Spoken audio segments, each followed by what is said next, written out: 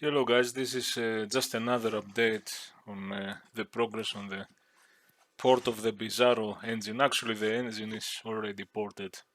I can already use it to actually develop my game on 3DO, but I got excited emulating more of the CEL rendering and a lot of other stuff.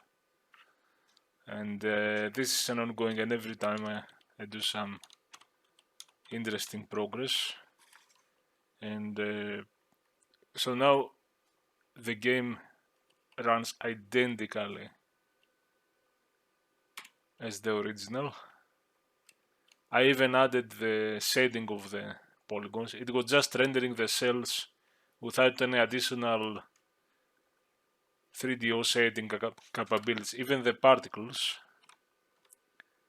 you see they are transparent, it's not, they blend with each other. And I even emulate, if you go here, you see that the screen turns red, and when the bar goes down, I don't remember if I have shown that before. Everything turns red, and this is not even on the cell, this is on the frame buffer with the VDL video display list something. But I'm emulating it for a full frame buffer. I don't know if I can show.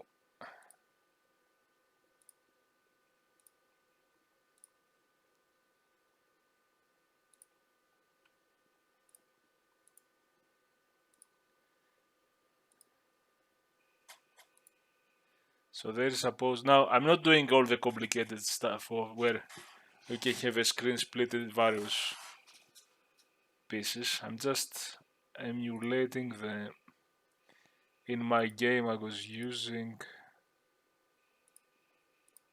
where is it?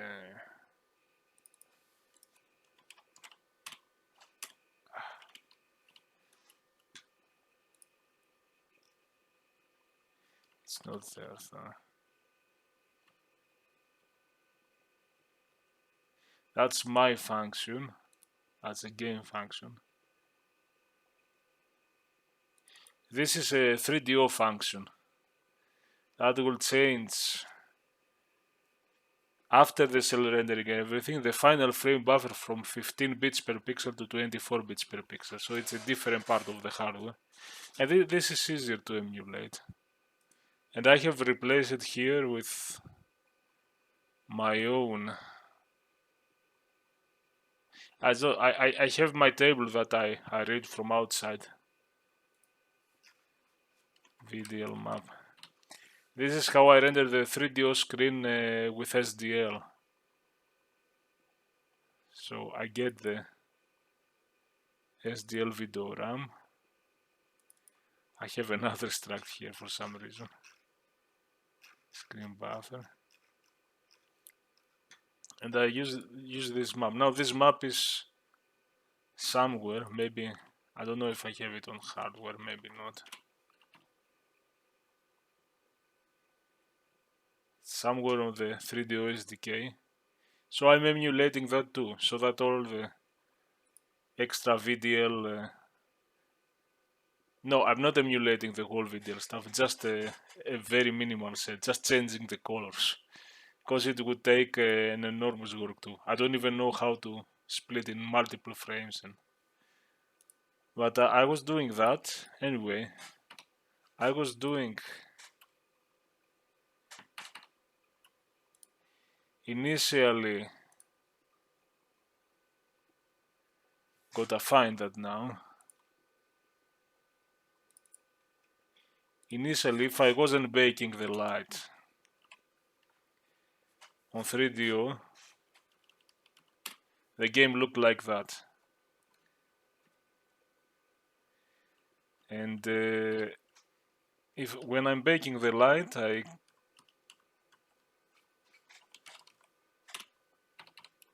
where is it? I'm not doing it here, yeah. I'm setting the cell somewhere, the cell light, and I'm changing obviously the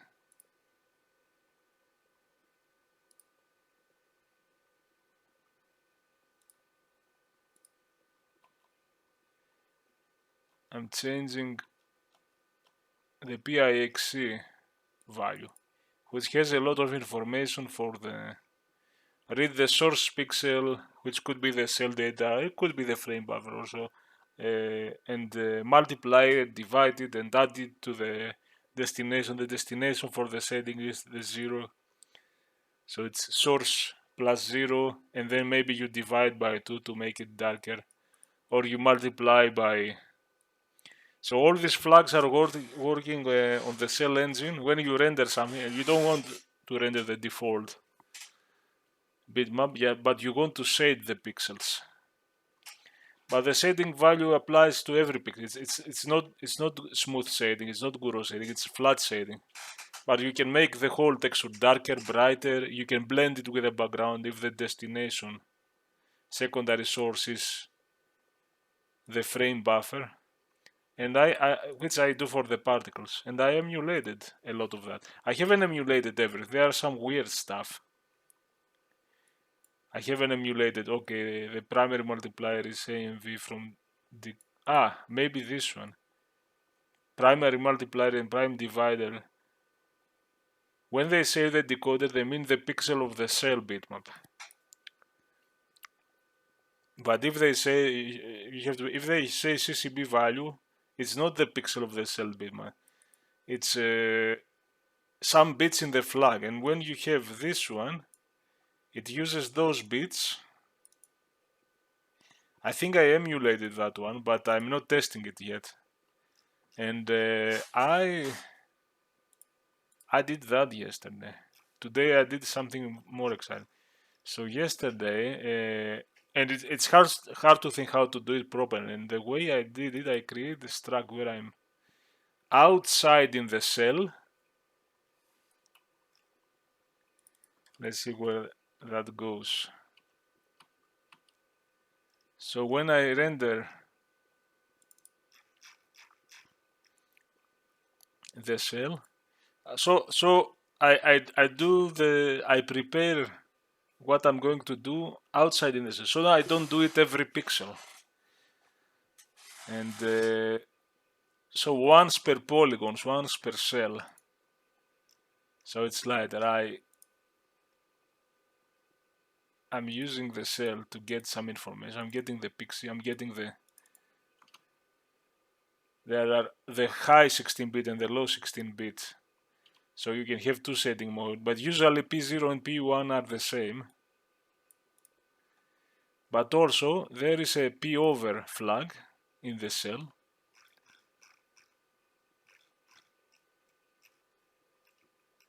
Which tells I have used all of that. So there are 2 bits. This is not 87, it's bit 8 and bit 7. There is no dash, it was lost. All of this. This is from bit 1 to 3. I don't know what bit 0 does. Usually, I mean, oh no, it depends. Maybe it's this one. Sometimes you create a cell and it's set to this one, which is more complicated. And some of my cells were this one, even if I use one setting value, but I will explain. You might want to set it. These are bits, bit 1, bit 0, bit 1, 1. This is selecting which of the two shading values, shading algorithms in your PIXC, which the PIXC is 32-bit, but I break it. I get the P0, shift it right 16 and break it, and so I get both of them. And now, depending on the mode, I will know if I select P mode 0, P1, or this mode. Now, this mode I haven't completed entirely. This is working properly. But now, based on this one, if it's those are flags on the hardware, I have taken the hardware.h from the 3.0 API so that I'm consistent with all the values. and I'm trying to use those. So I'm doing that with the mask there, and I decide, okay, and I'm passing either P0 or P1. I have created this one, which is the PIXC info twice, and I will tell you why. Because in the case of this, which I have not implemented yet, in the case that you have this mode, what is this mode? This mode is that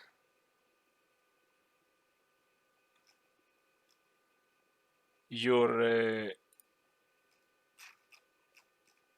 I have used that in Doom. PIXC has two PIXC 32-bit, 16-bit upper P0.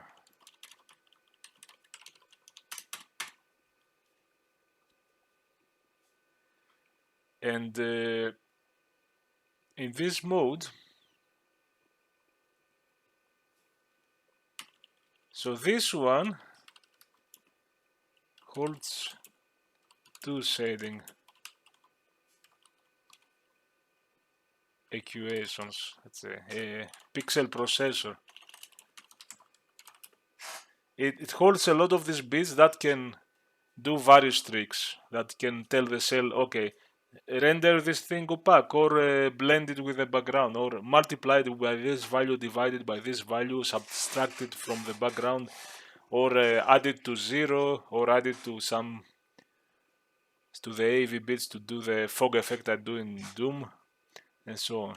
And usually, most of the cells are using for every pixel one value, but there is this special mode where both of them take place, and you could have a PIXC that is like that anyway, so the upper and the lower are the same, so it doesn't matter. But some of my cells, even if they have the same shading mode, they are the default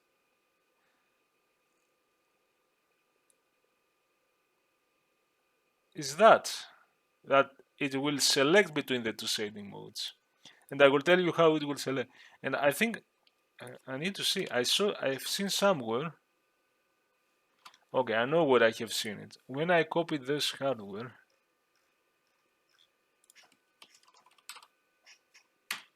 I don't find. I have found a place. Maybe it's higher.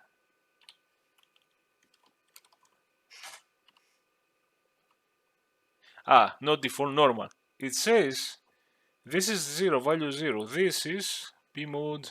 This is not the 0 one. This is. It says probably when you create cells and load cells, depending on how you save them, or it's very much preferred. A lot of your cells might have that. A lot of your cells might want to go through this, which I haven't fully implemented. But if it happens, if the mode is this, but it happens that they have the same shading value, upper and lower, anyway, just go like this to simplify things. That was my idea. What is what will happen here? I'm decoding the P0, the P1. Now I'm just selecting the P0, any of them. It doesn't matter. I could have selected the P1. Because if you happen that you have a different mode, maybe there is a C00 that makes pixels darker. I don't remember. Those are, if you break those bits, it makes sense. And you have a bitmap, and you have some pixels in the bitmap. Now those are not pixels, but say you take a pixel, you take every pixel, look 16-bit of every pixel.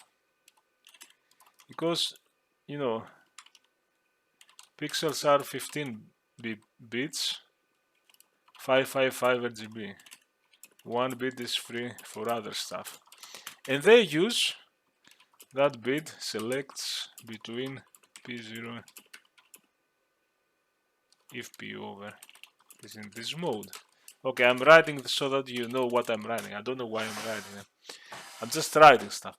Okay, so if you are in this mode, and many of my cells were in this mode, but it happens that those were the same. So why go to an extra complicated code where I read that 16-bit? I'm going to implement this though, because you can do some rare effect. I've done something on Optidum with a checkerboard, floor checkerboard thing, the pseudo divert thing.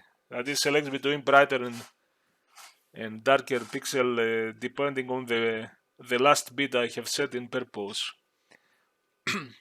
So now I have put that so that this works, because I had some cells that didn't went here and I haven't implemented. I later have to. That's why I have this. In all of these three, I'm putting info 0. I'm putting the first value that I use there. But in this, I put both so that I later use. And I have to signal later that you have to do things per pixel. But now I have simplified and I have decoded that. And I'm decoding some stuff. I did the lazy thing. This is the default value. This is the default value that you will see everywhere. If you create a cell, this is the default value. But this default value happens to be source cell bitmap multiply by 8, divide by 8, and add to 0. So it end up being the default cell bitmap. If this goes 4th 8, it would be darker. You know, that could be frame buffer pixel. And the outside multiply divide by 2 to do some average. If it goes divide by 1, it would be additive blending. I have implemented those. My particles are. The particles are. So I get the source 1, source 2. I have this. This is my own. I just wanted to skip something when I render to simplify, because the majority of your cells might be unshaded. So you can say, okay, if it's opaque, just write it. Else we're gonna do the thing. Now I lost it. So I did a lot of stuff and it works pretty well. So this is a hack, because you could have something that is bitmap multiplied by 4 and divide by 4. And that would be the same, plus 0 on the other side, divided by 1. That would be the same as an opaque, a cell that doesn't shade. You just read the cell pixel and you write it. You don't have to blend it with the background. You don't have to do the extra shading. So my goal is that I will check for more values. I could make a map of all the values. I could organically check the multipliers divided and see if it ends up being the original bitmap. But because the majority of the cell happen to use that, I'm like, okay, let's do it like this for now. And then I get the source. And here I return. If it's opaque, I don't need to get the source. I'm checking if the source, these are the values. It could be the source 1 or source 2 that is the frame buffer. Primary multiplier. I'm doing some stuff to get the values. These are bits that I shift and I get.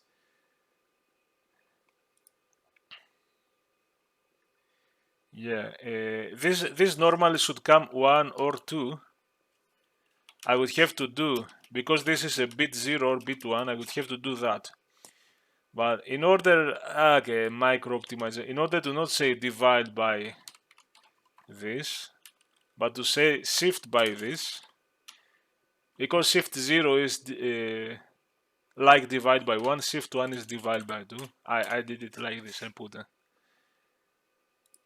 I mean, it could be minimal, a divide by 1 or 2, it could be unnecessary optimization, but why not? And the AV, I decided to do the AV bits, which are, I haven't tested that. I will test it if I port Optidum, where I use the fog, or I can make an example here. I can make some example code to test it and compare it to 3DO. So this bit, these are interesting. This is I haven't implemented that at all. These are some 5 bits that can be used to do extra stuff. You could make it subtractive blending or whatever. You can clamp the color or not clamp, wrap around. There are extra. There is another divider. It says SDV, secondary divider, but that's different than this one. There is so much stuff here, but in the normal mode, I don't use it. In the normal mode, if you set this one, at the secondary source is coming, is not 0, is not the frame buffer, is not the bitmap of the cell, it's the CCB value. That means that I'm gonna use these 5 bits. I'm going to create, and I'm going to create a value from 0 to 31, and maybe the whole equation would be cell bitmap plus that value, and maybe you divide it by 2, maybe you multiply it by something, maybe you don't multiply, maybe you multiply. No, there is no secondary multiplier for this one, and this is gonna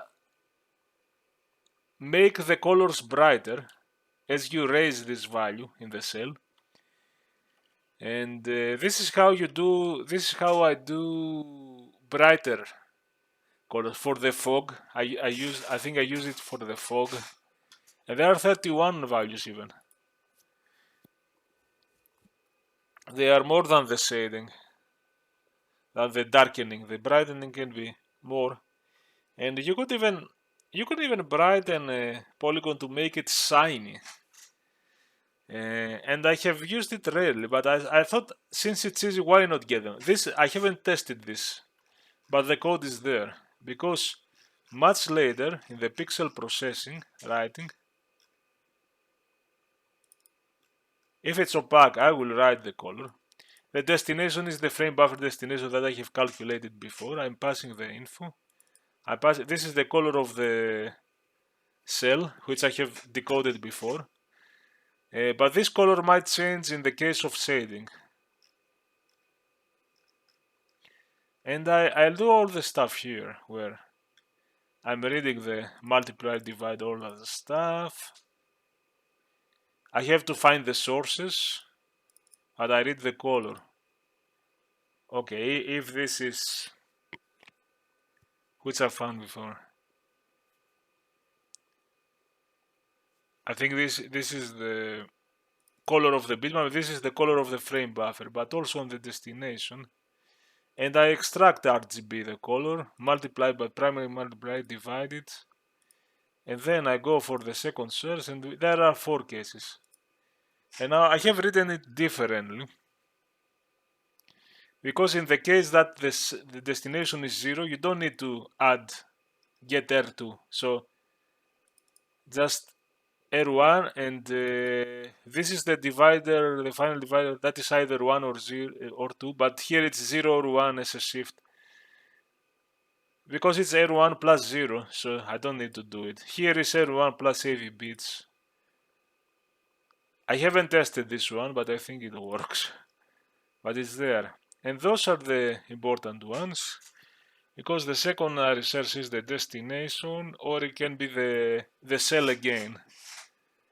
But in those cases, I have a boolean that says, okay, because I didn't want to return here to not duplicate. Because if you have to add the source to, in those cases you don't have. You have the result R1. If you have to add the source to, then you break R2G2, the RGB from the source 2. You add them together and shift divide by the global divider, that is divide by 1 or 2. And I do the clamp here. Now much later I will check if wrap around or not. So I saturate it with, I think it's the regular, the normal. So I can add extra stuff here if I'm going to use the wraparound special flags. and you write it, and I use the R1 as the one where I place things. So this one works from here, R1 equals R1 plus R2, and also if I went there and skipped there, it works again. And it works brilliantly, and it's pretty tight and small so far. And now this is one that is called a lot of times, and I was afraid about the speed. I have the unpack line here. I've shown that before.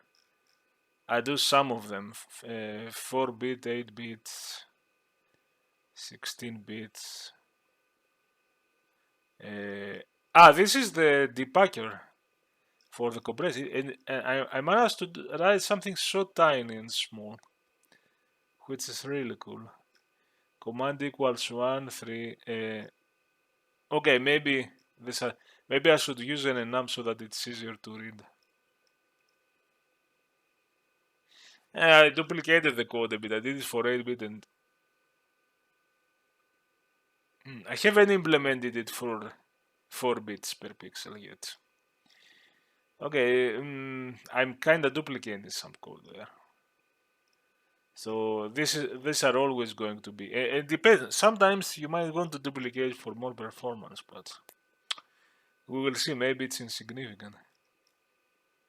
I decode the line here, and I might call the unpack line if it's packed. Else I'm doing different cases. I haven't done everything.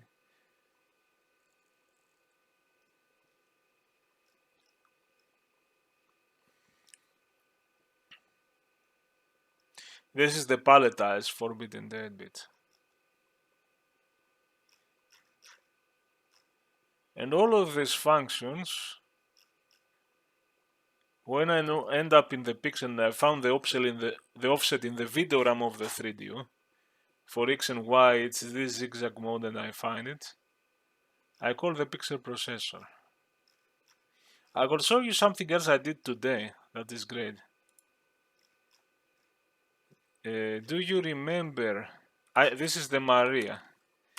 This is a hack just to test the Maria. I make every flag to have the Maria, and now if you go there, it's really dots, 1 dot per texel, and from distance, because it's so far away, it looks full. I even realized that there is an empty room there. There is a room I cannot reach, by the way. Maybe. I can't though, because if you go outside, can I reach this fucking room? So with these things, I realize I have accidentally make a gap, unreachable room, secret room. And the thing is, the problem is when you have to fill the texels, because of the way the 3DO works, I had to find some good way to fill the texels. So I'm passing the Maria fill. And if it's not, it's gonna draw the texels. Else, it's gonna write directly the point, the upper length. There are the 4 points of the micro quad. These are not the points of the cell quad. These are the texel points in the grid that I have previously interpolated. So somewhere, cell grid.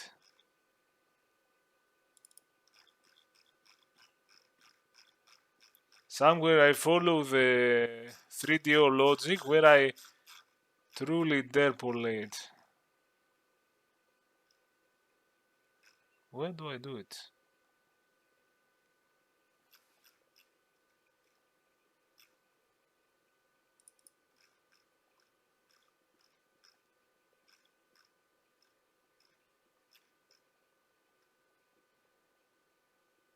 Yeah, I get the VDX, VDY. These are the vectors, the 6 vectors. And I truly do a very basic fixed point interpolation. And I'm filling this cell grid array, which has cell point. And cell point He has three things: X, Y coordinate, PIXC coordinate, and the color. That's really, I do it in that way. And this is a bit big one. I made a big array.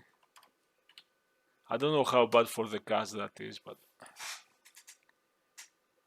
I can do it per line, per 2 bitmap lines.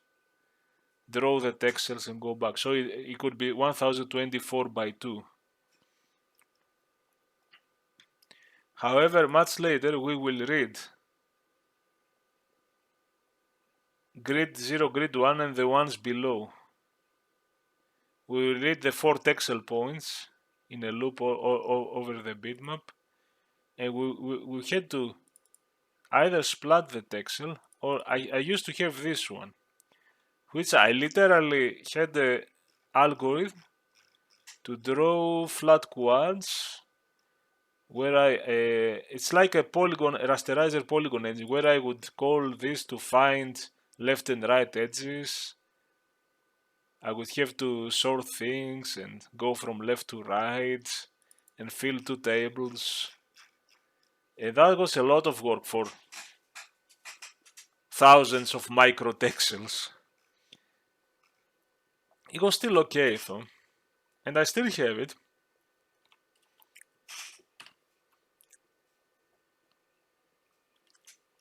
So if you run, this is a faraway view. So this gives 25. It gets a bit slow, and you see there are some white pixels here, some black pixels. Sorry, there is some noise. It's not good. There are some mistakes, and I mean here it's fast.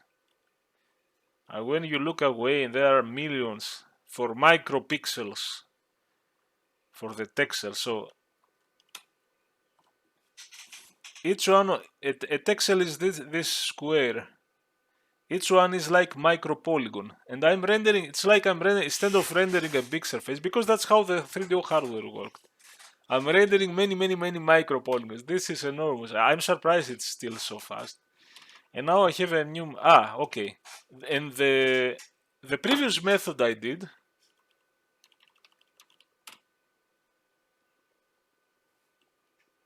That gets 60 frames. But it was dirty because I was now splatting. Look, they are not precise texels. I just find the minimum and maximum of a texel, of the points, minimum and maximum bounding boxes in 2D, and just splat them. And there is a lot of overdraw. But in distance it works. And I could have stayed without, but today I tried this one and I was surprised it worked. At first it didn't work, but I had a simple bug and I was surprised. Now the frame rate, okay, it's 58, 60, 58, it's fine.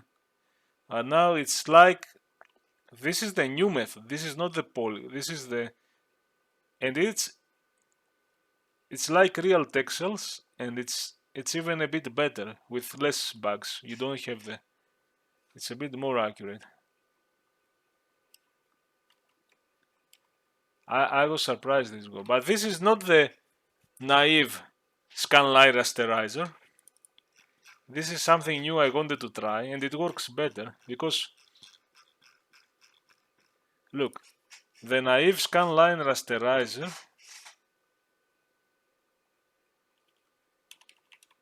this view that is slow is like 25 frames in this view. If you run the debug mode, my god.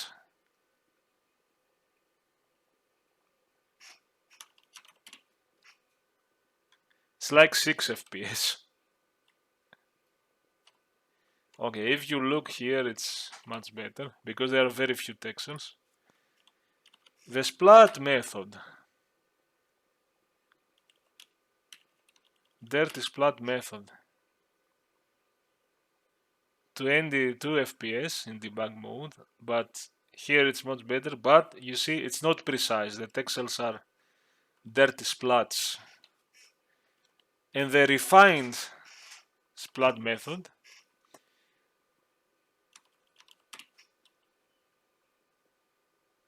Oh, it's 20 from 22 in farthest. It's slight mistake, but it's accurate. It's brilliant.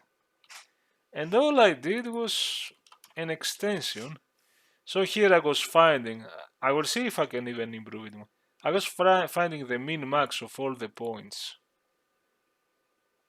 for the extents.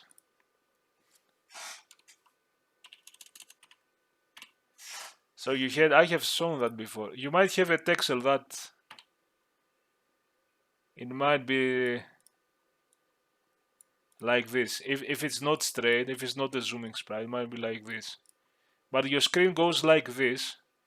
So the old way would rasterize it like a polygon. It would feel, but you would have to traverse these edges and find the left-right edges to go from left pixel to right pixel. The splat thing would just find min-max. We'll find which is the coverage of this in a axis aligned bounding box, and it would just fill that. It would just splat something that goes over the extent. It will overdraw.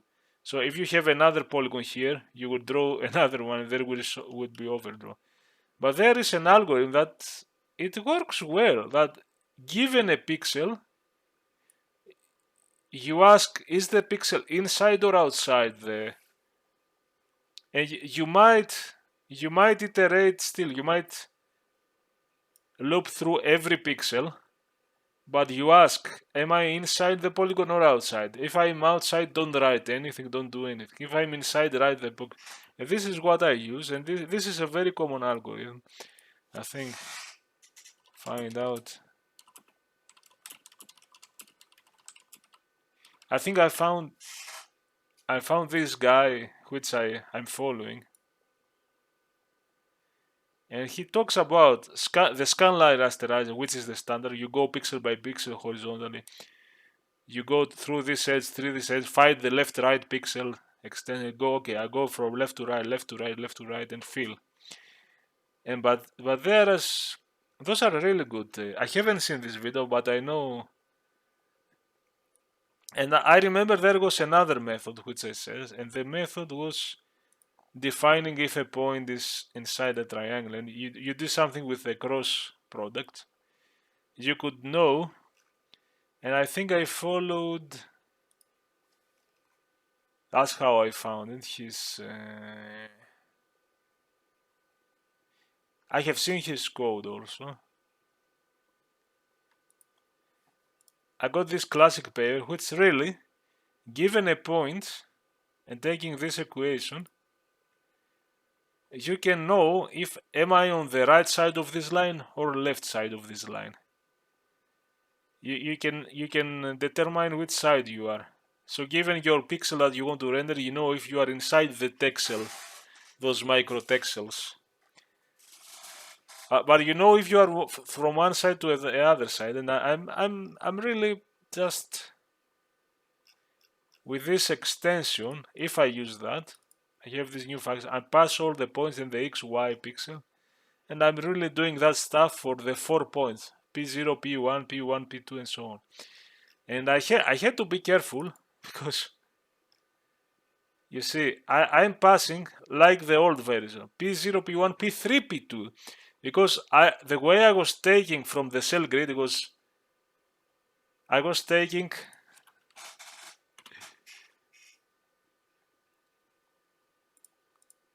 point 0, point 1, point 2, point 3. That's how I was getting it. So I had the grid, and the grid was point, point, point, point, point, and then point, point, point, point, point. The grid I created from the cell by traversing the vectors and finding those are the Maria points. So I was getting this, this, this, this. And I should have gone for a clockwise version or counterclockwise. And initially when I was trying this thing, it was failing. There was no points, but I realized it was because I was passing P0, P1, P2, P. Here it says P0, P1, P2, P3, but I had to pass P0, P1, P3, P2, and if the order is counterclockwise, P2, P3, P1, P0. Yeah, and so there goes along, and that worked. I was surprised. At first, nothing worked, and I was like, okay, I need to study the math. I think it's a cross product that really tells you which side you are. I kinda get what it is. And this one happened for 3 edges, but you can expand for 4 edges. And it works. It fucking works, and the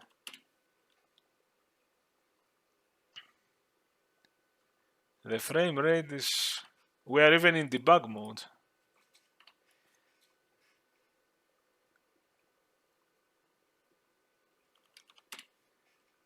So for all this far away, you know, each of this code has a 32 by 32. So it has texels that is 1 pixel. So you could have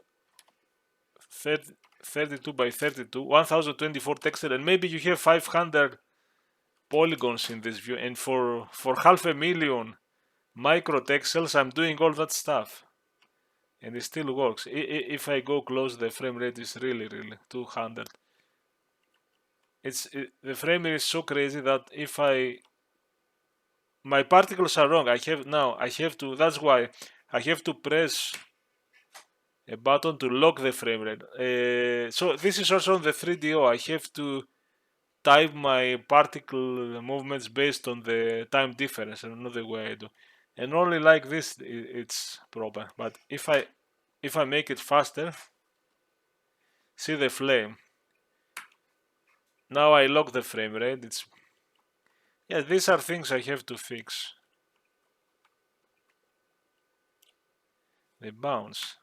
But if I unlock these are also on the 3DO. Because on the 3DO it was already under 50 frames. It was 15, 20, 25 frames. It didn't matter, but I realized. And man, it works. It looks so good. So precise. Now, what is not precise, of course, you see, there are some wraps. Those wraps might be also on 3DO. These are things that I have to investigate on the 3DO engine. There is the thing, of course, that you go close. This is because I have to subdivide. And you see that there is a room there for some reason.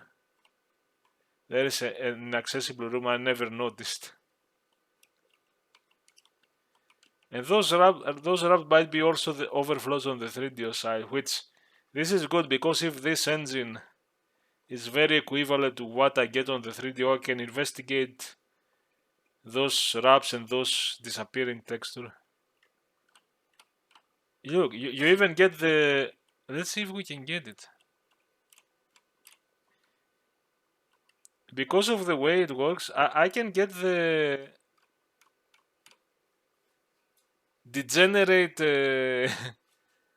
texture. I can do the curved, you know, Bizarro polygon here. Because I'm following, I'm not replacing these polygons with either a software render rasterizer that is scanline or OpenGL.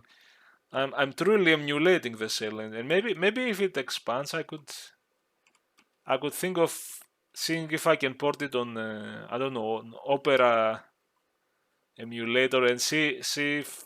But there's a lot of things to implement for this, and see if it's faster or slower, or if it's... Yeah, I could repurpose it for many things. I could make I was thinking to make a tool as a CEL viewer on PC, where you can load CEL and manipulate and see how they look. Because I'm so excited. Every day I have progress. I mean, even those particles that are purple bluish, and they look exactly.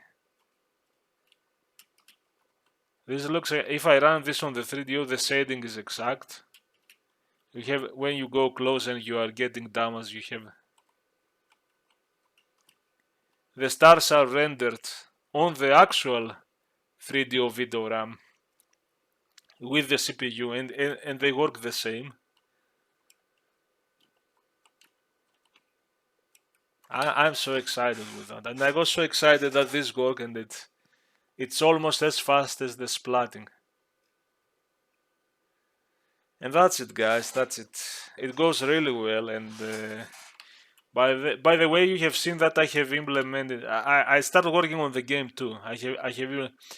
You go here. Of course, I'm gonna implement this. It's not gonna be so simple. It's gonna be there will be counting like it's Sonic or something. Score and maybe a real font or something, and there will be a transition.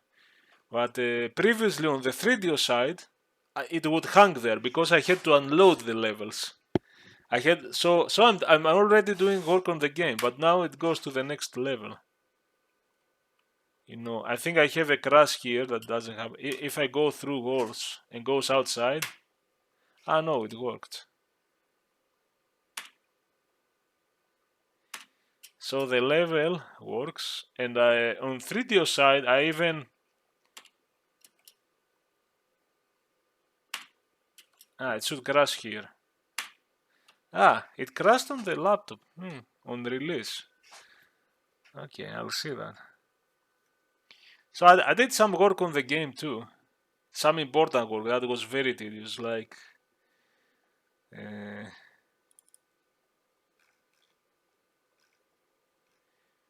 because you create a game for a game jam, you have a menu to load level, but you haven't implemented, okay, what happens if you finish the level? I have to go all over the places and free the memory. You can't just load the next level. It's gonna... And I had such problems. And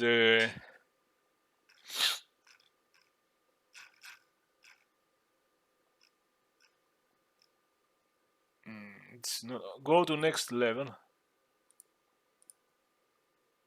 I haven't implemented that in this music code.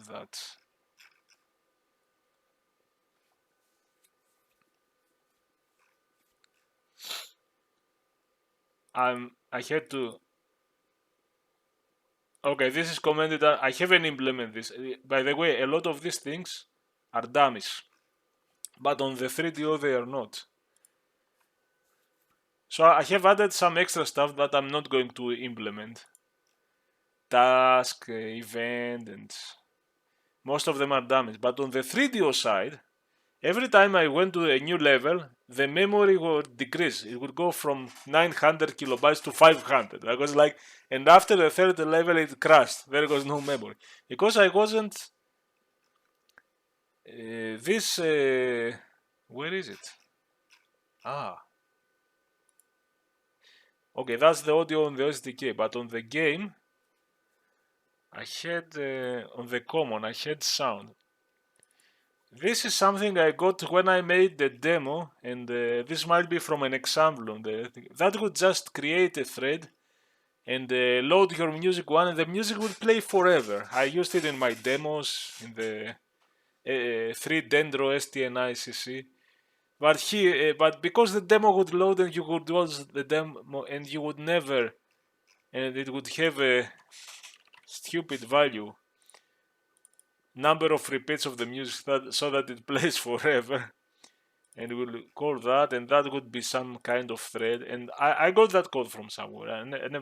I comment that out because I wasn't bothered to even do those as a dummies. But on the 3DO side, those are uncommented. But what I didn't do is the end music to stop sound file, close sound file, do all that stuff.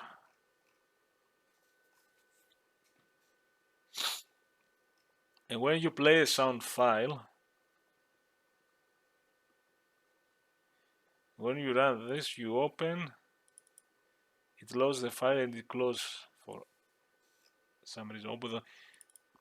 The other weird thing is this open audio folio.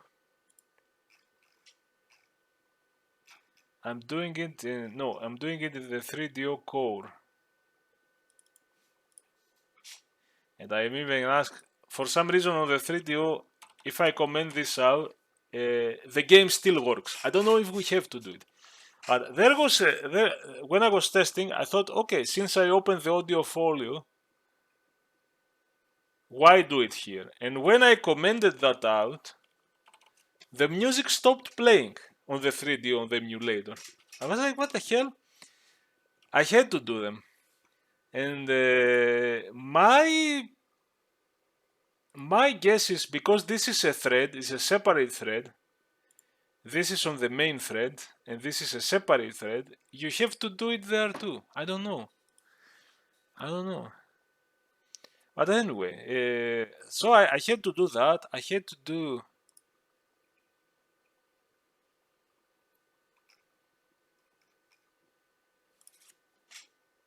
load.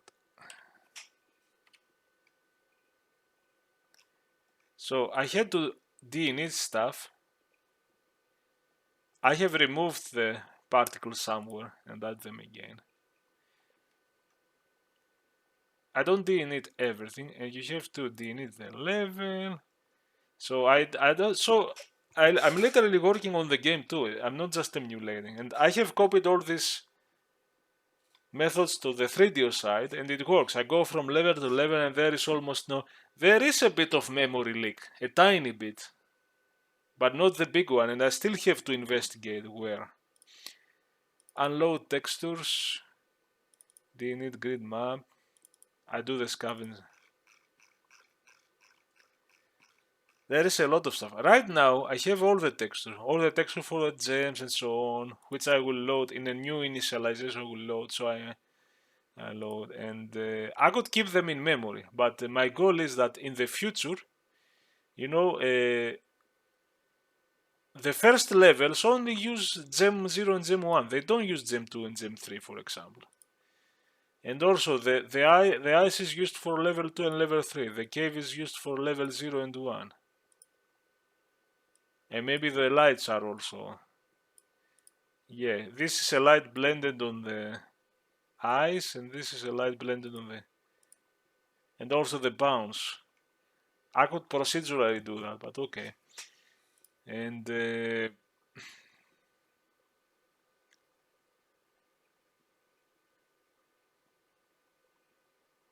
so I could have a logic where I have a list of textures to load for every level. So there's a lot of things to improve here. But right now I'm doing that. And there is more unload. Let's see. So I did some serious work with that one that day. Because it was so tedious to go everywhere and see what do I have to delete. I have this thing with a priority. Now I do it naively. I happen all the grid meshes, you know, the holes and the cubes and so on. And it happens that I also do it with the particles so that they sort together with the. They're added. I have priorities. The stars are priority 0. The weapon is a higher priority than this so that it rendered last. I think I have a priority 1 for a grid that I'm not rendering. I'm not adding to the scene. So I had to add new functions. Free the memory. For more this object, here go here, the init mesh, free memory. I have, it's pretty complicated. So I had to do a lot of work to be sure I'm freeing everything.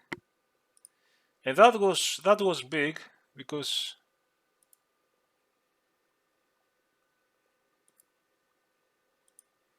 I went back to this.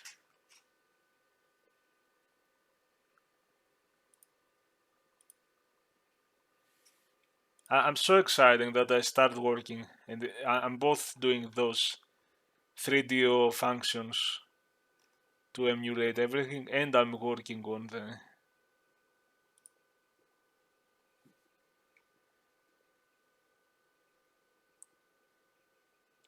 I still have that. I'm gonna do that.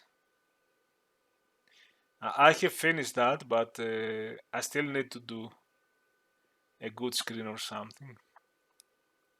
That's very important to not have polygons disappear when they are near. the particles. There is a lot of gameplay code that was written in a very bad way in the game jam, very dirty way. I can say that.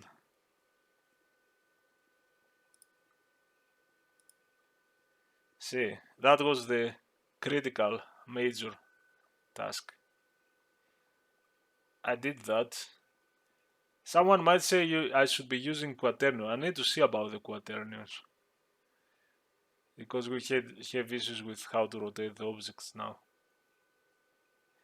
The 3D start go wrong. That was the big one, and I was terrified if I will ever do that, because it was a huge task. But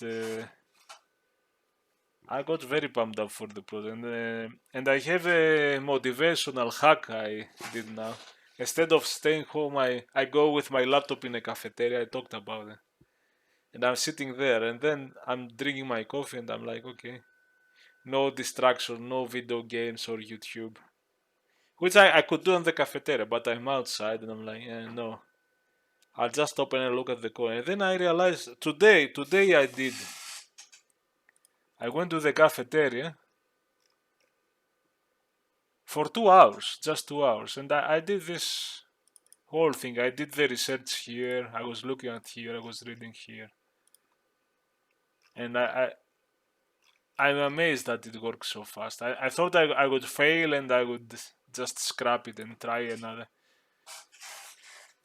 because you need focus for that stuff, and in the cafeteria there is noise, and but you go into a. I wish I have thought of this trick before. I'm pretty lazy usually. I have dreams about doing stuff, but it's pretty hard, and that anyway. I'm so excited about that. I have to stall here. This is going very well now, both for the big 3D Omega project where I can use the CEL renderer and the SDK to port a lot of other stuff and even creating stuff and debug faster, and I started working on the game well. Anyways, bye.